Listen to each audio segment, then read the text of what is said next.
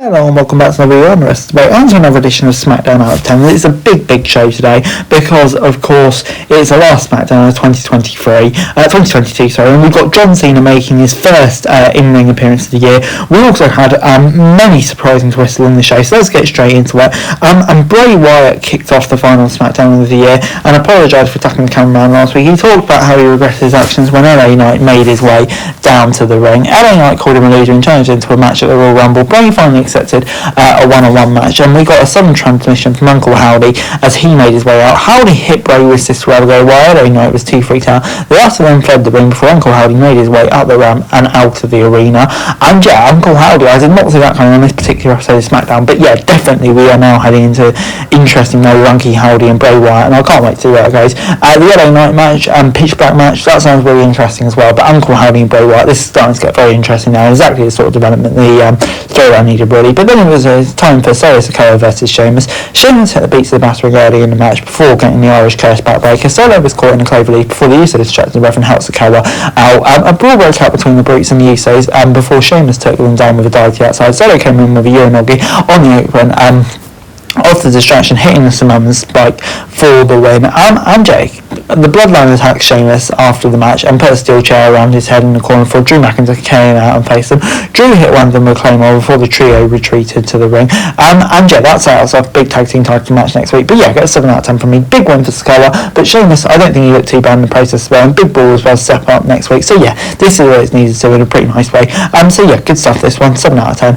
It's then time for Raquel Rodriguez versus Ronda Rousey for the SmackDown Women's title. Ronda controlled early and took Raquel in the corner before attacking her injured arm. Raquel came back with some splashes, but Ronda turned it around and took her down before trying for the armbar. Raquel returned big suplex off accounts before hitting a big close on with the bad arm. Ronda was caught in a Boston Crab before Ronda turned it into the ankle lock. Raquel was then break the hold and drop Rousey with a slam. Raquel then got a one-handed powerbomb on the apron before Rousey again went after the injured arm. Raquel then hit Ronda with a spinning elbow, but Baszler broke up the pin. Baszler was sent backstage before Ronda locked in the armbar on the top rope and kept hold as they dropped back.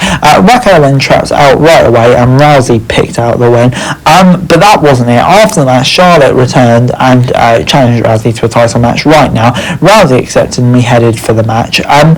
Charlotte came in with a big boot and got near for a right about. Flair went for a spear before Ronda tried for the armbar. Charlotte rolled her over a pin and picked up the 3 count, and Charlotte Flair is now the SmackDown Women's Champion. Did not see this coming at all. Certainly an interesting way to do it. I don't know if something's going on behind the scenes of Ronda Rousey, but this seemed very weird. But you know, just for a shock factor, Charlotte Flair's back in the most shocking way possible. I'm going to give it a 7 out of 10 because yeah, definitely didn't see this coming. But yeah, the Raquel match was good, and obviously shock factor in the end. Crazy stuff. I'm definitely intrigued to see where it goes. 7 out of 10.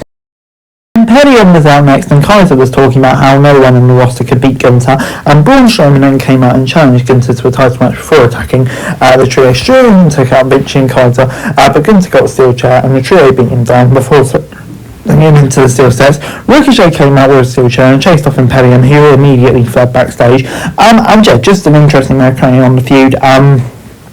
Kind of did its job. Obviously it's setting up for a big Strowman v Gunther match. When we're going to get that, I don't know, but yeah, it'll be interesting when we do that. And of course yeah, I think it did a sort of enough job of setting it up. So yeah, decent stuff. Just kind of as a building week, I suppose. But anyway, it's then time for a main event. The Bloodline versus Kevin Owens and John Cena. Sami and Owens kicked off the match and Zayn got the first takedown before KO missed the stunner, but took him down with strikes. Tags were made and Roman took down KO before getting the near fall. After a break, Sami was back in and got a big close on KO before Roman and Sami took down Cena from the corner. Owens dodged a big spear and sent Roman into the corner before Cena was tagged in. Cena took Sami down with some big moves before bringing Owens in for a double and 5-knuckle shuffle on Reigns and Zayn. Reigns took an AA and went outside before KO got the stunner on Sami for the W. And yeah, it gets an 8 out of 10 from me. Wasn't the best match in the world, of course it wasn't, but you know, I mean, it was just such great fun to end the segment, end the year really. Great stuff. Really pleased how it ended. Sami takes the pull, which is obviously going to be interesting. 8 out of 10, great way to win the show. And overall SmackDown this week gets a 7 out of 10 from me. Yeah, really enjoyable episode of SmackDown this week, I thought.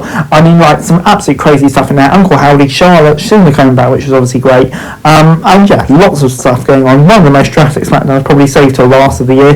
But yeah, a really fun show. 7 out of 10. But anyway, guys, that's it for the video. Thanks very much for watching. To like, share, subscribe, and thoughts, comments down below. Follow and subscribe for daily Western news. Subscribe to the channel, greatly appreciated. Thanks very much for watching.